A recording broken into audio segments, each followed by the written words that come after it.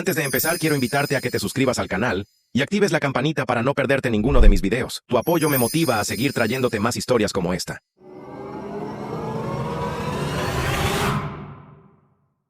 Si hay un momento en mi vida que me despertó por completo, fue el sonido de una panera raspando una mesa. No me refiero a algo metafórico, me refiero al sonido físico real. Cerámica contra madera. Mimbre contra lino, cejido por el clic preciso del Rolex de mi padrastro mientras me quitaba el pan. Como si yo fuera un perro callejero. Aún puedo escucharlo. Aún puedo oler la mantequilla derritiéndose en esa focaccia de romero. Y aún recuerdo lo que se sintió tener 19 años, vestido con una camisa botonada que planché yo mismo, tratando de lucir presentable para una cena donde yo no importaba. Me llamo Mateo. Tengo 23 años ahora, pero esto sucedió hace 4 años. En aquel entonces, tenía la ingenua creencia de que la dinámica familiar podía repararse si te esforzabas lo suficiente. Si te presentabas, te mantenías educado, te mordías la lengua, que tal vez, solo tal vez, el amor podría imponerse a los viejos resentimientos. Esa es la historia que me conté cuando acepté la invitación de mi madre a su gran cena familiar para celebrar el ascenso de mi padrastro. Ella lo hizo sonar como un nuevo comienzo. Está tratando de ser mejor, me dijo por teléfono. Los niños están emocionados de verte de nuevo. Vamos. Mateo significaría mucho. La verdad es que no había estado mucho por ahí desde que me mudé. Conseguí una beca y me largué en cuanto pude. No porque odiara a nadie, sino porque las paredes de esa casa siempre se sentían como si me estuvieran oprimiendo, como si fuera un invitado que se queda más tiempo de lo debido. Mi padrastro, Raúl, tenía 2 hijos de un matrimonio anterior, Alejandro y Madison, ambos un par de años más jóvenes que yo. Imaginen los arquetipos del hijo Golden Retriever y la princesa de Instagram. Esos son ellos. Sonrisas perfectas, pasatiempos caros, elogios de adultos que nunca les pidieron que movieran un dedo. Yo era el error de Debbie. Así se refirió Raúl a mí una vez cuando pensó que yo no estaba al alcance del oído. Aún recuerdo esa noche. Yo tenía 14 años. Mi madre se había casado con él el año anterior. Acababa de terminar de lavar los platos después de que todos los demás se fueran a la sala. Raúl estaba en la cocina sirviéndose un whisky cuando su amigo, en altavoz, le preguntó qué tal era ser un hombre de familia otra vez. Raúl soltó una risa profunda y áspera como un ladrido y dijo, bueno, solo se puede hacer mucho cuando te casas con alguien con bagaje. No lloré, ni siquiera se lo dije a mi madre. Simplemente empecé a limpiar más silenciosamente. Después de eso, avanzamos a esta cena. Recuerdo estar parado afuera del restaurante, un asador de alta gama que definitivamente no podría pagar por mi cuenta, ensayando mi charla trivial. Mi madre ya estaba dentro cuando llegué. Raúl había alquilado un salón privado para la ocasión. Cuando la anfitriona me guió adentro, todos ya estaban sentados. Alejandro y Medi se saludaron como si yo fuera un conocido vago. Raúl me dio un asentimiento rígido. Mi madre se veía cansada, no de la forma de largo de trabajo, sino más como si se estuviera preparando para el impacto. Me deslicé en la silla vacía al final de la mesa. Y fue entonces cuando me di cuenta de que no se había puesto un cubierto para mí. No es gran cosa, pensé, quizás simplemente lo olvidaron. Llamé a un camarero con una sonrisa educada y pedí un menú. Él miró a Raúl, quien hizo el más mínimo movimiento de cabeza, y dijo, oh, de hecho, esta noche tenemos una cena preestablecida para la mesa. Pero te traeré el menú por si acaso. Lo abrí. El plato principal más barato costaba $42. Y era la opción vegetariana. Todos los demás ya habían recibido los entrantes. Medis tenía algún tipo de atún sellado. Alejandro iba a mitad de su sopa de cebolla francesa, sorbiendo de manera odiosa mientras hacía un espectáculo al mover su vino. Sí, vino. Tenía 17 años, pero Raúl tenía contactos. Aparentemente, eso incluía la capacidad de ignorar las leyes sobre la bebida. Cerré el menú y esperé, y esperé, y esperé. A los 20 minutos, el camarero trajo el siguiente plato. Colas de langosta para Alejandro y Madison. Filet mignon para Raúl y mi madre. Todavía nada para mí. Aclaré mi garganta suavemente. Raúl me miró con una expresión de fingida confusión. Oh, ¿querías algo, Mateo? Ah, sí, pensé que todos íbamos a comer. Él levantó una ceja y señaló la panera intacta en el centro de la mesa. Solo hay suficiente para la familia, dijo. Luego, lenta y deliberadamente, deslizó la panera lejos de mí y la colocó entre Alejandro y Madison. Mi madre no dijo nada. Simplemente se quedó mirando su plato. Crucé su mirada por un segundo. Ella susurró, apenas audible, no hagas de esto algo sobre ti. Esa frase, esa fue la grieta. No una rotura, no una explosión, solo una grieta en el dique. Pero corría profundo. No dije nada, no de inmediato. Simplemente me recosté en mi silla y asentí lentamente. Mi corazón latía con fuerza, pero mantuve mi rostro neutral. Es curioso como a veces el dolor no se registra como dolor, se registra como una extraña claridad fría, como si tu cuerpo saliera de sí mismo. Raúl se rió entre dientes y se volvió hacia su filete. Los jóvenes de hoy en día, dijo a nadie en particular, creen que tienen derecho a todo. Los observé. Reír, comer, brindar, como si yo fuera invisible, como si ni siquiera estuviera allí. Lo que no sabían, lo que ninguno de ellos se dio cuenta, era que cuando entré antes, había abierto una cuenta. La anfitriona me preguntó a nombre de quién ponerla, y le dije, casi por reflejo, Mateo. Yo cubriré mi parte. Y justo en ese momento, sentado en esa mesa, viendo a mi madre evitar mi mirada, mientras mis hermanastros se reían tontamente por algo en el teléfono de Madison. Algo hizo clic. Una parte de mí, que había estado callada durante años, finalmente se puso de pie. Yo también me levanté, saqué mi billetera, caminé directamente al frente del restaurante. La anfitriona parpadeó al verme. Me gustaría cancelar la cuenta que abrí, dije, manteniendo la voz tranquila. Ella frunció el ceño. ¿Está todo bien? Sonreí. Oh, ahora está bien. Pero, ¿podrías hacerme un favor? Señalé la sala privada, mesa 7. Por favor. hágale saber que han sido eliminados de mi lista de invitados. Y si preguntan por qué, solo diga que el anfitrión cambió de opinión. Su quedó sobresaltada. Pude ver al gerente acercándose, probablemente dándose cuenta por mi tono. No levanté la voz, pero hablé lo suficientemente fuerte para que la mesa 7 escuchara. Por favor, escolta a la mesa 7 a la salida. Ya no son mis invitados. Luego me di la vuelta lentamente y hice contacto visual con Raúl. Ese fue el momento en que todo cambió, pero no esa y donde empezó. Porque esa cena, eso fue solo la chispa. ¿Quieres saber lo que llevó a ese momento? Los años de indirectas sutiles, los dobles raseros, el cuidadoso borrado de cualquier cosa que me hiciera sentir como un hijo. Abróchate el cinturón. Vas a ver cómo toda una vida de falta de respeto se acumula como gasolina en hierba seca, y como a veces todo lo que se necesita es un destello. Un momento mezquino y perfecto para encenderlo todo. Así que, volvamos.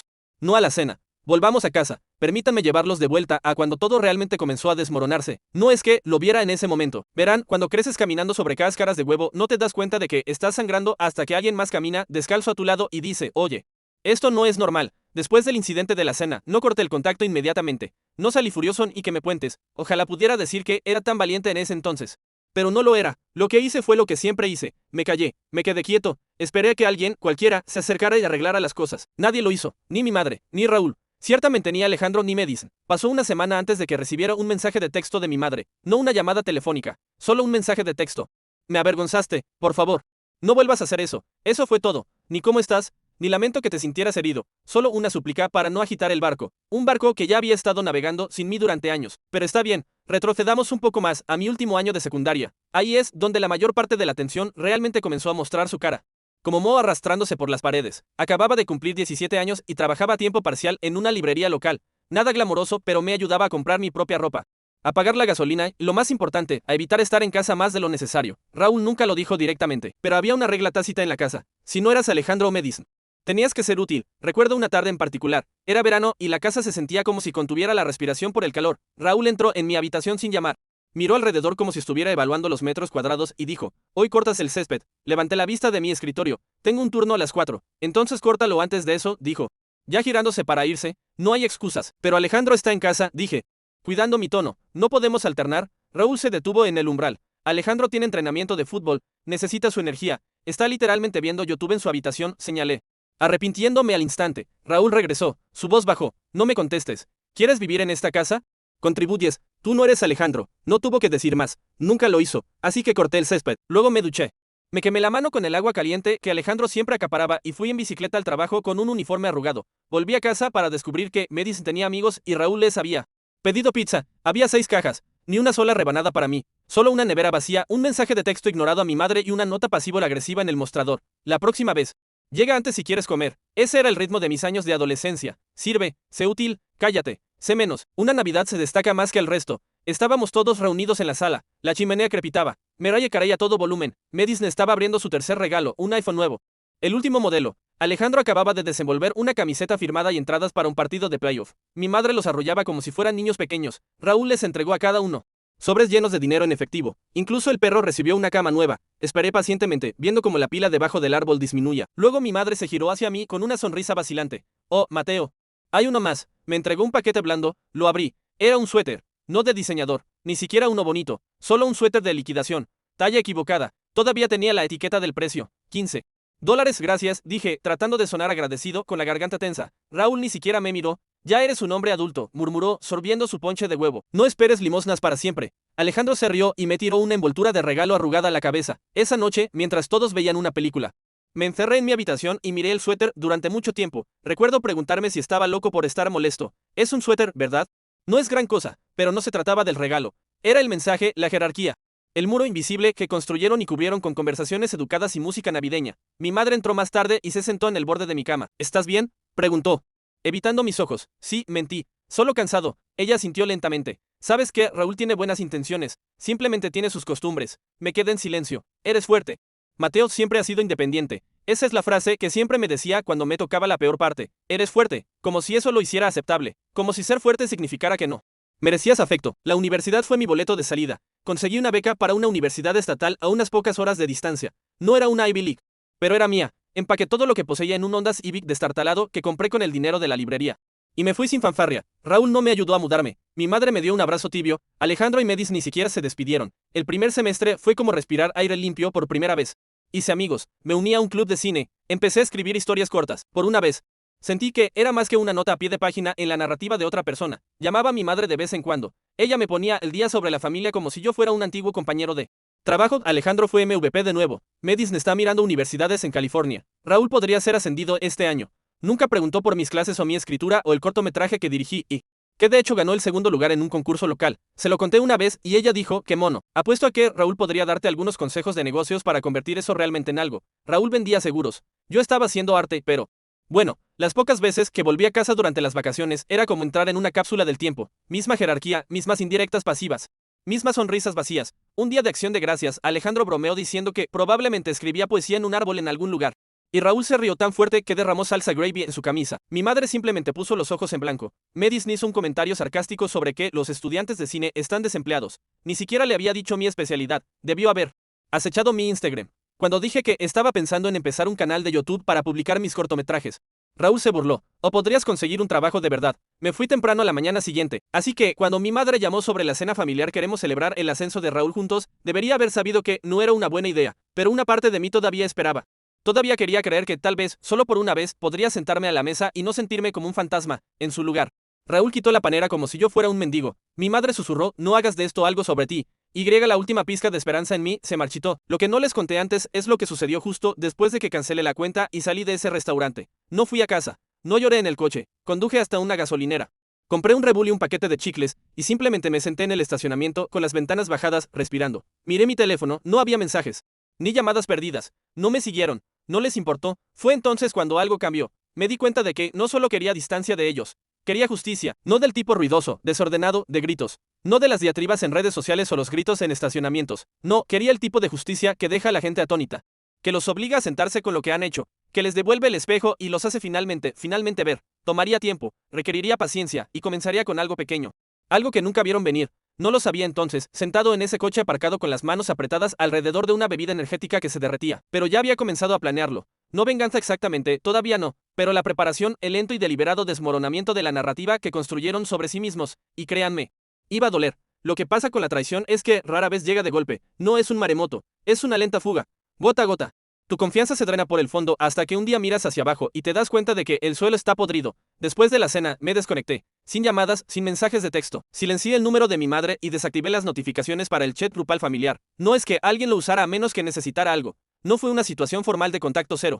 Simplemente necesitaba espacio, aire, lugar para finalmente escuchar mis propios pensamientos sin sus voces resonando en mi cabeza. Los meses que siguieron fueron algunos de los más productivos que jamás había tenido. Me dediqué a la escuela, conseguí un trabajo a tiempo parcial haciendo edición de video freelance. Conseguí algunos clientes y comencé a producir trabajo real del que podía estar orgulloso. Uno de mis cortometrajes incluso fue seleccionado para un festival estudiantil regional. Pequeño, claro. Pero sentí que mi vida finalmente se estaba volviendo mía, sin migajas, sin cumplidos hipócritas. Solo mi propia y maldita mesa. Pero debería haber sabido que la paz era temporal con ellos. Era mediados de abril cuando se deslizó el primer mensaje. Estaba en la biblioteca del campus editando una escena cuando mi teléfono vibró con un nombre que no había visto en meses. Mamá. Hola, ¿podemos hablar? Es importante, solo 6 palabras. Eso fue todo lo que se necesitó para que mi estómago se retorciera. No respondí de inmediato. Me senté allí mirando la pantalla, tratando de decidir si importante significaba que alguien se estaba muriendo o si solo significaba que Raúl quería forzar otra cena incómoda. Pasaron 15 minutos antes de que volviera a enviar un mensaje de texto. Es sobre tu abuelo. Eso me hizo detenerme. El abuelo Henry, el padre de mi madre. Era uno de los pocos parientes que me trató como una persona real. Un mecánico jubilado con manos gruesas y una voz suave. Solía deslizarme billetes de $20 cuando Raúl no miraba y decir, no dejes que te diga quién eres, muchacho. No era rico, pero tenía una casa en la zona rural de Pensilvania, una Harley antigua en el garaje y una biblioteca de discos viejos que olía a cedro y vinilo. Solíamos sentarnos en su porche durante los veranos mientras él me contaba historias sobre cómo construyó su primer coche con chatarra en los años 60. Él era mi vía de escape de todo lo que Raúl representaba, así que llamé. Mateo, contestó mi madre, con voz monótona, tu abuelo tuvo un derrame cerebral, el mundo se inclinó un poco. ¿Está bien? Pregunté, sentándome. Está estable, dijo rápidamente. Como si estuviera ensayado, pero está en rehabilitación.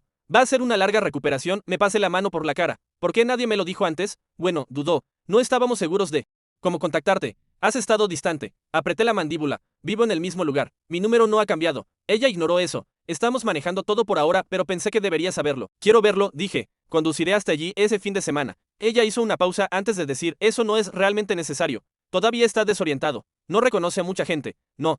Reconocía a la gente. Eso no sonaba como el abuelo que conocía, pero tal vez ella tenía razón. Tal vez no era el momento adecuado. Le pedí que me mantuviera informado. Ella dijo que lo haría. Colgamos, pero algo no me cuadraba. Así que, una semana después, conduje de todos modos. Me tomó 6 horas. Llamé al centro de rehabilitación con anticipación, expliqué quién era y pregunté si podía visitarlo. Al principio dudaron, pero aceptaron después de que confirmé que figuraba como contacto familiar en su expediente. Fue entonces cuando ondeó la primera bandera roja. No recibe muchas visitas, dijo la enfermera. Parpadeé. ¿Mi madre no ha venido? Estuvo aquí una vez, el día que llegó, una vez en 2 semanas. Entré en su habitación esperando lo peor. Tubos, máquinas, ojos vacíos. Pero allí estaba él, frágil, sí, más delgado pero alerta. Despierto, y cuando me vio, sonrió. Lukie, jadeó con voz débil pero familiar. Ahí está mi chico. Me senté junto a su cama y le tomé la mano. Hablamos durante 1 hora. Me preguntó por la escuela, por mis videos, por si finalmente había encontrado a alguien que no me menospreciara. Estaba lúcido. Perspicaz, el derrame cerebral había ralentizado su habla. Pero no su mente. ¿Dónde está tu madre?, preguntó. Dudé. Dijo que no me reconocerías. Su frente se arrugó. ¿Por qué diría eso? No tenía respuesta. Y él no la necesitaba. Simplemente nos sentamos allí en silencio por un momento. El tipo de silencio que dice más que cualquier palabra.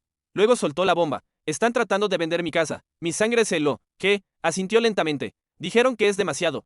Mantenimientos dijeron que me trasladarían a una vivienda asistida y usarían el dinero para los gastos. Les dije que no. Pero luego dejaron de visitarme. Pensaron que no estaba cooperando. Lo miré fijamente, tratando de procesarlo. ¿Firmaste algo? Todavía no, dijo. Pero siguen enviando papeles. Tragué con dificultad. ¿Puedo verlos? Señaló el cajón junto a su cama. Lo abrí y saqué una carpeta llena de documentos. Solicitudes de poder notarial apoderados. Médicos, formularios de transferencia de propiedad, todos con el nombre de mi madre y el de Raúl mecanografiados pulcramente en la parte inferior, sin presentar y sin firmar. Quería gritar, en su lugar. Fotografié cada página, absolutamente todas. No quiero que toquen mi casa, susurró. La construí. Es mía. No dejaré que lo hagan, dije en voz baja. Lo prometo. Cuando me fui ese día, no solo conduje a casa, fui directamente a la oficina del secretario del condado. Resulta que ya habían solicitado la tutela temporal, mi madre y Raúl, alegando que el abuelo estaba mentalmente incapacitado para tomar decisiones con respecto a su patrimonio. La fecha del tribunal estaba programada para el lunes siguiente. Nadie me lo dijo. No. Esperaban que yo lo supiera. Pensaron que me quedaría callado como siempre lo había hecho, pero esta vez no. Ese fin de semana reuní todo. Registros médicos del centro de rehabilitación. Cartas firmadas del médico del abuelo confirmando que era competente. Videoclips que grabé con el permiso del abuelo. Incluso traje una carta corta que el abuelo me había escrito en la secundaria. Todavía en el cajón de mi dormitorio, solo para probar nuestro vínculo. Me presenté. A la fecha del tribunal sin anunciarme. Mi madre parecía haber visto un fantasma cuando entré por las puertas. La expresión de suficiencia de Raúl flaqueó por primera vez que yo recuerde. Metis ni Alejandro no estaban allí. Demasiado ocupados viviendo sus vidas de niños dorados. Supongo, no entraré en todos los detalles legales, pero diré esto, la jueza no quedó impresionada con lo que intentaron hacer. Especialmente después de que presenté cada prueba que mostraba la claridad mental del abuelo, y después de que leí en voz alta una de las líneas de su petición que decía que el abuelo no tenía una conexión significativa con ningún otro familiar. La jueza hizo una pausa, los miró. Luego me miró a mí. ¿Usted es su nieto?, preguntó. Sí. Su señoría, ¿ha estado en contacto con él? Lo visité la semana pasada. Hablamos. ¿Me recuerda? Puedo probarlo. Reproduje un clip de 20 segundos en mi teléfono. El abuelo sonriendo, llamándome mi chico y riéndose de uno de mis chistes tontos. La sala se quedó en silencio. Tutela temporal denegada. Mi madre ni siquiera me miró mientras salía de la sala. Raúl pasó junto a mí como si yo fuera aire. Pero no me importó, porque el abuelo estaba a salvo. Su casa estaba a salvo. Su voz fue escuchada, aún así. Algo dentro de mí se hizo pedazos ese día. No fue solo traición, fue borradura. Intentaron borrarlo a él, sus decisiones, su dignidad. Y intentaron borrarme a mí al dejarme fuera del circuito.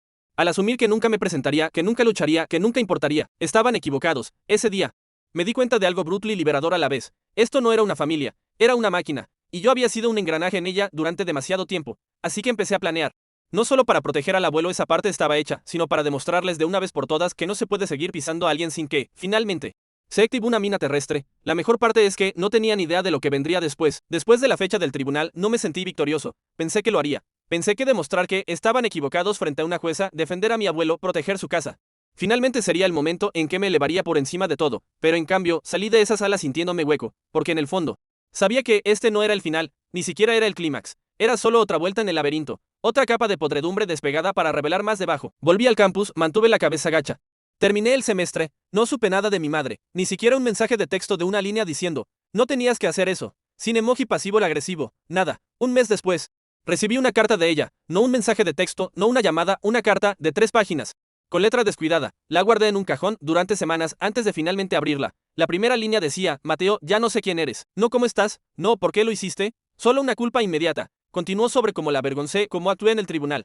Como la carrera de Raúl podría haberse visto afectada si ciertas personas hubieran estado allí para presenciarlo. Habló de su estrés, sus sacrificios, su vergüenza. Dijo que el abuelo estaba confundido, que lo exploté en un momento de debilidad, que era fácilmente manipulable y diría cualquier cosa para sentirse amado. Terminó la carta con: esta familia ha intentado contigo. Tienes que preguntarte porque siempre eres el problema. Esa frase me golpeó más fuerte que cualquier cosa que Raúl hubiera dicho jamás.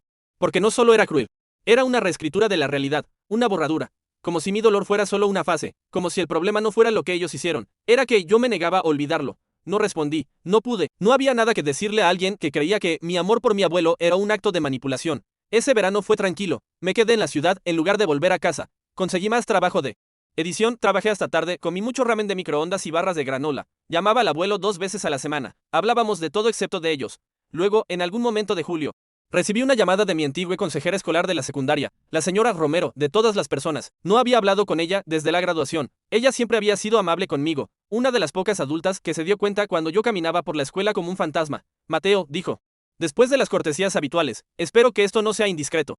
Pero recibí una llamada extraña de tu madre la semana pasada. Mi corazón dio un vuelco. ¿Sobre qué? Dijo que estabas en crisis, que habías estado haciendo videos inquietantes y aislándote. Me pidió que recomendara un terapeuta que pudiera realizar una evaluación para una posible tutela. Me quedé en silencio. Mencionó la situación de tu abuelo, añadió la señora Romero con cuidado. Pero no tenía sentido. He visto tu trabajo online. Mateo, no eres inestable. Estás prosperando. Tragué con dificultad, me pidió que no te lo dijera, dijo, pero pensé que deberías saberlo. Ese fue el momento más bajo. No la sala del tribunal. No el suéter de Navidad, ni siquiera la panera. Esta campaña secreta y silenciosa para hacerme parecer inestable. Esta narrativa de que yo estaba mentalmente inestable, justo como intentaron pintar al abuelo. Porque me negué a darme por vencido y a hacerme el muerto. No solo me estaban excluyendo, me estaban desacreditando, socavando mi reputación, susurrando mentiras a puertas cerradas. Construyendo una red de seguridad en caso de que volviera a hablar. Si alguna vez hacía algo público, si hacía algo que los hiciera quedar mal, estaban preparando un plan de respaldo. Mateo no está bien. No puedes confiar en él. Ojalá pudiera decir que grité, que me enfurecí, que destrocé mi habitación, pero no lo hice. Simplemente me senté allí, quieto, en silencio, entumecido. Y fue entonces cuando la planificación realmente comenzó. Porque cuando tocas fondo, puedes decidir qué hacer con los escombros. Comencé a mover todos los hilos que tenía. Hablé con el abogado del abuelo y descubrí que mi madre había intentado discretamente listar su casa con un agente inmobiliario semanas antes de la audiencia judicial. El papeleo se detuvo debido a mi intervención, pero la intención estaba allí. El fraude estaba allí. Comencé a construir una línea de tiempo. Reuní mensajes de texto, correos electrónicos, documentos, imprimí capturas de pantalla. Creé una carpeta privada en la nube etiquetada atardecer. No por venganza. Todavía no. Solo para preservar, para demostrar que no estaba loco, que había un patrón, una estrategia, un motivo. También comencé a investigar las finanzas de Raúl. Nada invasivo. Solo registros públicos. Resultó que tenía algunos esqueletos. Un embargo fiscal de 2012, una bancarrota de su primer matrimonio. Un historial de lagunas laborales ocultas detrás de sociedades de responsabilidad limitada con nombres corporativos. Pero el verdadero filón llegó cuando descubrí que había estado utilizando la dirección de la casa del abuelo en cierta documentación, seguros, verificaciones de crédito, algunos trámites menores. Suficiente para plantear preguntas, suficiente para implicar residencia. Lo cual era extraño porque Raúl nunca había pasado una sola noche bajo ese techo. El abuelo ni siquiera lo sabía. No era solo poco ético, era criminal, aún así.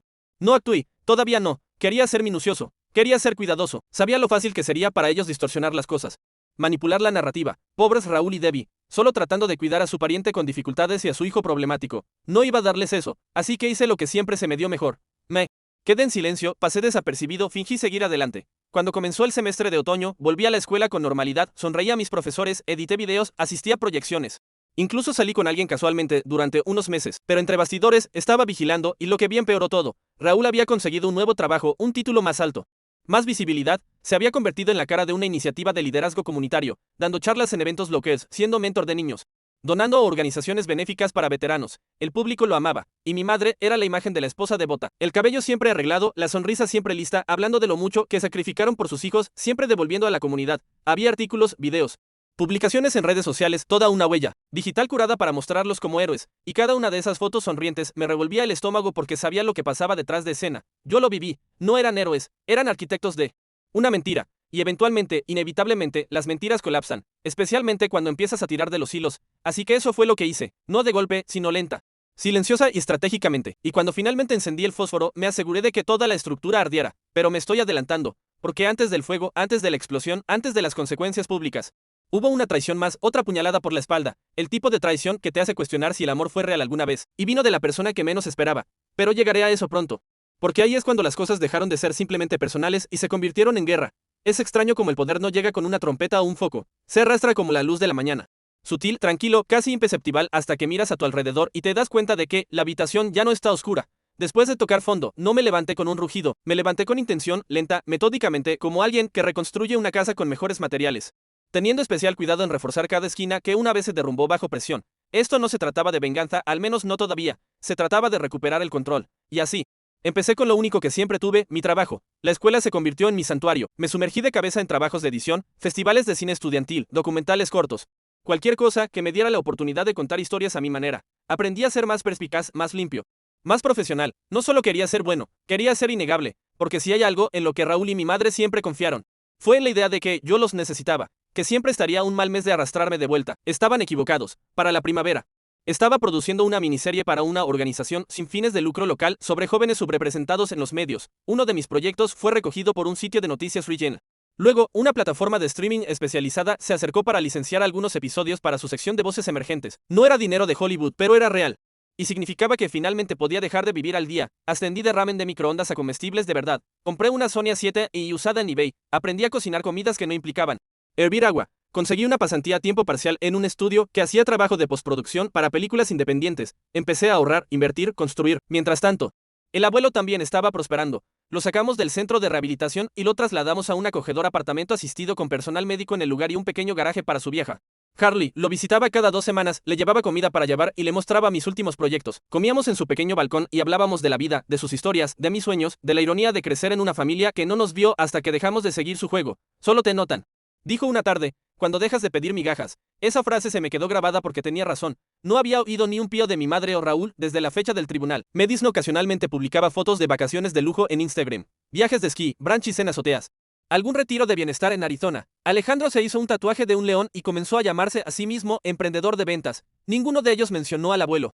Ni una sola vez. No solo fui olvidado, fui borrado de la historia. Y honestamente, eso solía doler, pero ahora me daba influencia, porque mientras ellos curaban sus vidas perfectas online, yo estaba acumulando recibos, recogiendo discretamente todo lo que habían dicho, todo lo que habían firmado. Cada contradicción entre la imagen que vendían y la verdad que enterraban. Y entonces, el momento se alineó, comenzó con un podcast. Una de mis profesoras conocía a una periodista de un popular podcast de investigación. Piensen en una popularidad a nivel serial, pero enfocada en escándalos éticos que involucraban a figuras públicas. Ella buscaba hacer una serie limitada sobre familias que usaban sistemas legales como arma para controlar herencias, poderes notariales y propiedad. Mi profesora pensó en mí. Al principio no estaba seguro, no quería sacar los trapos sucios, no me interesaba el drama, pero luego recordé a Raúl parado en esa sala del tribunal, sonriendo mientras mi madre evitaba mirarme. Recordé esa carta que me decía que yo siempre era el problema. Recordé la Navidad, la panera, la cortadora de césped. Envié un correo electrónico a la periodista. Hablamos. Le mostré los documentos judiciales, la petición de tutela, el papeleo de la casa, los documentos financieros que Raúl había presentado utilizando la dirección del abuelo. Le puse el clip de audio de mi madre diciéndome, no hagas de esto algo sobre ti. Incluso incluí copias de los acuerdos con el agente inmobiliario que intentaron pasarle al abuelo escondidas. Ella no solo escuchó, estaba horrorizada. 2 semanas después, recibí un mensaje. Damos luz verde a tu episodio. Serás presentado en el episodio 3. Protegeremos tu nombre si lo prefieres. Dije, no, quería mi nombre en él, no por fama, para dejar constancia. El episodio se lanzó 6 semanas después y todo cambió. Comenzó con una onda, algunos retweets, algunos mensajes directos comprensivos, comentarios denunciando la manipulación, el gaslighting, la traición, pero luego la onda se convirtió en una ola, porque alguien, probablemente un compañero de trabajo, reconoció la voz de Raúl en una de las grabaciones ocultas. Se le podía escuchar claramente en el podcast diciendo, no hay forma de que pelee contra esto, es débil, siempre ha sido débil. Hablando del abuelo, descartándolo como si fuera una carga que debía ser movida como un mueble. Ese clip se volvió viral, internet no se contuvo, serpiente manipuladora robándole a un anciano. ¿En serio? Este tipo es mentor de niños. Todo el acto de Raúl como pilar de la comunidad comenzó a desmoronarse de la noche a la mañana. Las noticias locales recogieron la historia, su compañía lo suspendió pendiente de una investigación interna. Uno de los grupos de veteranos con los que trabajaba se distanció públicamente. Una junta comunitaria que presidía le pidió que dimitiera. Ni siquiera tuve que mover un dedo. Fue hermoso. Mi madre, para su crédito, no hizo una declaración, pero cambió su foto de perfil de Facebook a un cuadrado negro durante una semana. Sutil. Como una protesta silenciosa o una rabieta. Madison intentó publicar una historia defendiéndolos. Dijo, es fácil distorsionar las palabras cuando estás amargado y llamó al podcast noticias falsas. Le salió el tiro por la culata al instante. Sus comentarios se llenaron de capturas de pantalla, registros judiciales y citas del episodio. Lo borró una hora después. Alejandro se mantuvo callado. Creo que, por primera vez en su vida, se dio cuenta de que no había un chiste que hacer. Y yo no dije una palabra públicamente, ni en Twitter, ni en Instagram, ni siquiera en Reddit. Dejé que la verdad hablara por sí misma. En cambio, me enfoqué en mi trabajo. La exposición del podcast me consiguió nuevos clientes. Un cineasta de Los Ángeles se acercó para pedir ayuda con la edición de un documental. Me llevaron a filmar un fin de semana. Me pagaron más de lo que había ganado en un semestre entero. La gente me estaba pidiendo a mí, mi voz, mi ojo, mi historia. Mejoré mi equipo, conseguí un apartamento mejor, comencé a escribir un guión basado libremente en todo lo que había sucedido, no un documental, sino una historia, ficcionalizada, poética, pero real en lo que importa, y a través de todo, me mantuve cerca del abuelo. Empezó a llamarme su socio en el crimen. A veces nos reíamos de esa noche en el restaurante, de la cara de Raúl cuando dije, ya no son mis invitados. El abuelo dijo que era la primera vez en años que sentía que alguien lo había defendido. No solo salvaste mi casa, me dijo, me salvaste.